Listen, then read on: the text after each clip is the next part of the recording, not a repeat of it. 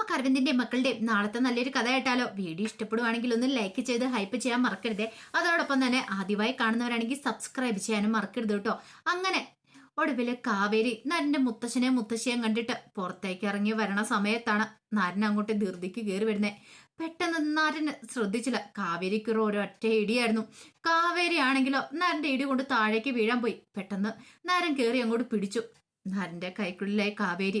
കാവേരി നരന്റെ കണ്ണുകളിലേക്ക് തന്നെ നോക്കുകയാണ്. ഒരു നിമിഷം രണ്ടുപേരും കൂടി ഇങ്ങനെ അങ്ങ് നിൽക്കുകയാണ്. പിടിവിട്ടിട്ടുണ്ടെങ്കിൽ കാവേരി താഴെ കിടക്കും. അങ്ങനെ സ്റ്റാച്ചു പോലെ രണ്ടുപേരും കൂടെ കണ്ണും നോക്കി നിൽക്കുക. ആ കൃത്യ സമയത്താണ് മീനാക്ഷി അവിടേക്ക് വരുന്നത്. അപ്പൊ നരനുള്ള ചായയായിട്ട് അങ്ങോട്ട് വന്നാണ്.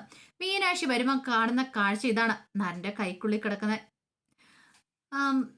കാവേരിയെ. ഒരു നിമിഷം മീനാക്ഷി ഞെട്ടിപ്പോയി. മീനാക്ഷിയുടെ കയ്യിൽ നിന്ന് ചായയും ഗ്ലാസ്സും എല്ലാം കൂടെ താഴേക്ക് വീണ ഒറ്റ പൊട്ടായിരുന്നു. ആ ശബ്ദം കേട്ട് കഴിഞ്ഞപ്പോഴത്തേനും നരൻ ഞെട്ടിപ്പോയി. പെട്ടെന്ന് അവന്റെ കൈ കഴിഞ്ഞു. കാവേരി ആണ്ട കിടക്കുന്ന താഴേക്ക് ഇട്ടാ പൊത്തൊന്നും പറഞ്ഞിട്ട് നരൻ പെട്ടെന്ന് കയറി അകത്തേക്ക് പോയി. കാവേരിയാണ് നിലത്ത് വീണു. കാവേരി ഇങ്ങനെ നോക്കിക്കഴിഞ്ഞപ്പോഴത്തേനും മീനാക്ഷി അന്തം വിട്ട് കാവേരിയെ നോക്കുവാണ്. കാവേരിക്ക് എന്ത് ചെയ്യണമെന്നറിയില്ല. കാവേരി പെട്ടെന്ന് എഴുന്നേറ്റ് മീനാക്ഷിനെ നോക്കിയിട്ട് അങ്ങോട്ട് ഇറങ്ങിപ്പോയി.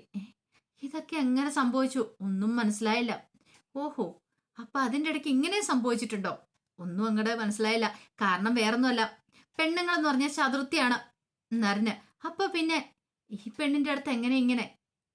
അതേ സമയത്ത് നരന് അകത്തേക്ക് കയറി ചെന്നു.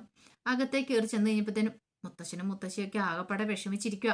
നരനെ കണ്ടു കഴിഞ്ഞപ്പോ മുത്തശ്ശി ചോദിച്ചു, എന്താടാ? മുത്തശ്ശി, എനിക്ക് കല്യാണത്തിന് സമ്മതമാണോ?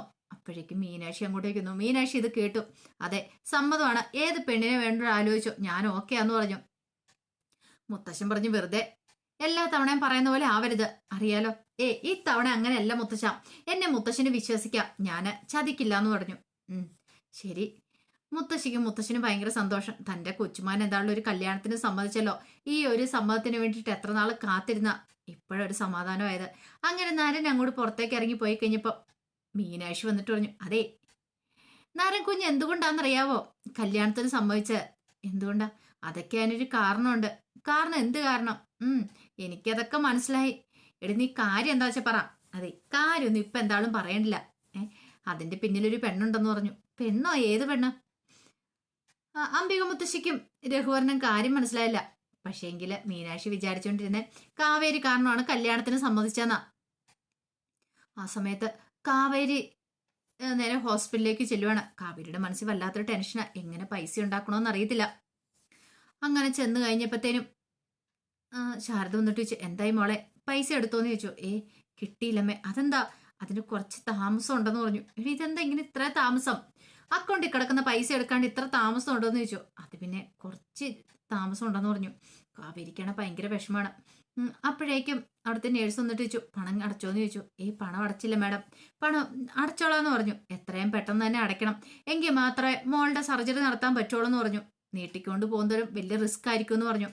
കെങ്ക പറഞ്ഞു, ഞങ്ങൾ അടച്ചോളാന്ന് പറഞ്ഞു. കാവേരി പെട്ടെന്ന് അവിടെ നിന്ന് പുറത്തേക്ക് ഇറങ്ങി വന്നു. കാവേരിക്കാണെങ്കിൽ എങ്ങനെയും പൈസ ഉണ്ടാക്കണമെന്ന് ഉണ്ടായിരുന്നുള്ളൂ.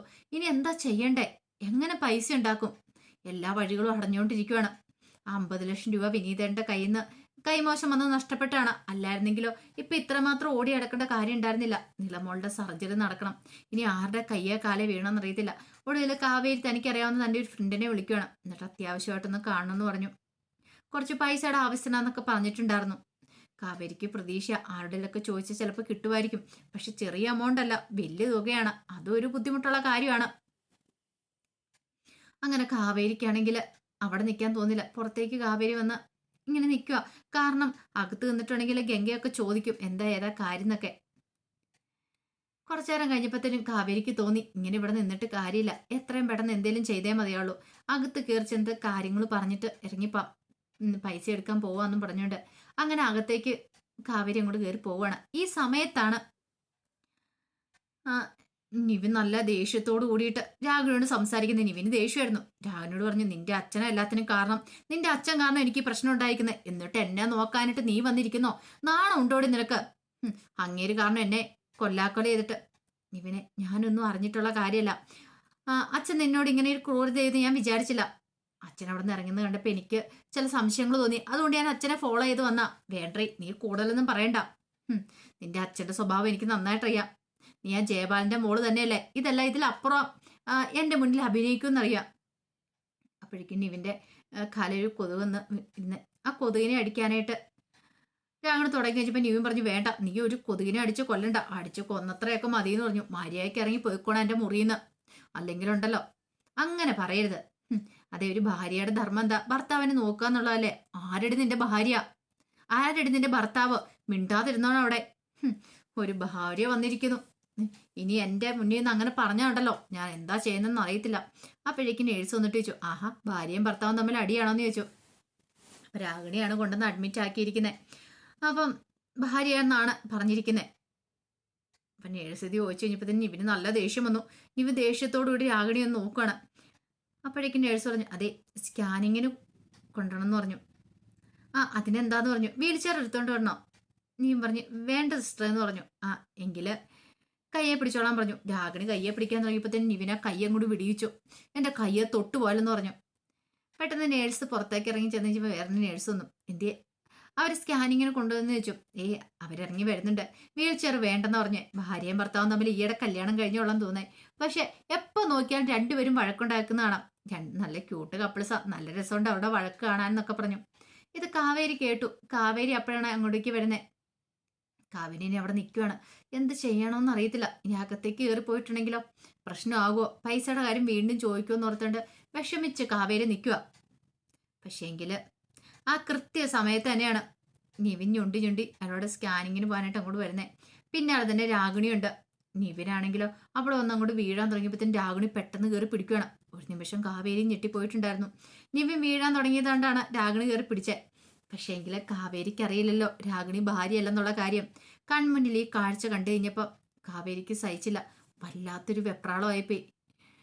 കാവേരി പെട്ടെന്ന് ഓർത്തു, ഇങ്ങനെയൊന്നും ചിന്തിക്കാൻ പോലും പാടില്ല. അതും ഈ സമയത്ത് നീടെ മോളുടെ സർജറിയും കാര്യങ്ങളൊക്കെ നടക്കണം. ആ സമയത്ത് താൻ ഇങ്ങനെയൊക്കെ ചിന്തിച്ചാൽ എങ്ങനെയാ? ഇപ്പൊ തന്റെ മുന്നിലുള്ള വഴി എന്ന് പറഞ്ഞാൽ എത്രയും പെട്ടെന്ന് പൈസ ഉണ്ടാക്കുക എന്നുള്ളതാണ്. നിവിനെ കുറിച്ച് ഓർത്ത് കഴിഞ്ഞപ്പോൾ ചെറിയ സങ്കടമൊക്കെ വന്നിട്ടുണ്ടായിരുന്നു. പക്ഷെ പൈസ ഉണ്ടാക്കാതിരിക്കാൻ പറ്റില്ലല്ലോ. നീളമോളുടെ സർജറി നടന്നിട്ടില്ലെങ്കിൽ പ്രശ്നമാവും എന്നുള്ള കാര്യം അറിയാം. അതേസമയം ബ്രോക്കറെ വിളിച്ച് മുത്തശ്ശനും മുത്തശ്ശിയും കൂടെ ആലോചനയെ കുറിച്ചൊക്കെ പറഞ്ഞിട്ടുണ്ടായിരുന്നു. എത്രയും പെട്ടെന്നൊരു ആലോചന കൊണ്ടുവരാന്ന് ബ്രോക്കർ പറഞ്ഞു.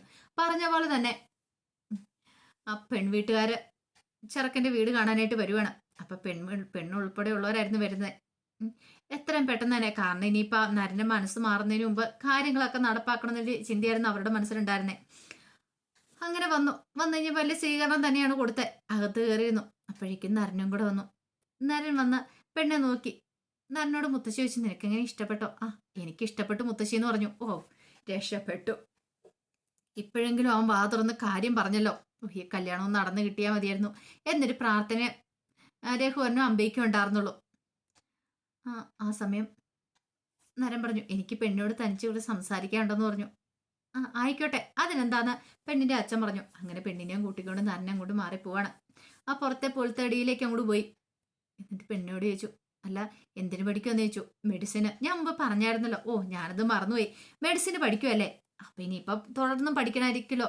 വിദേശത്തൊക്കെ പോയി പഠിക്കണം എന്ന് ആഗ്രഹമില്ലേന്ന് ചോദിച്ചു.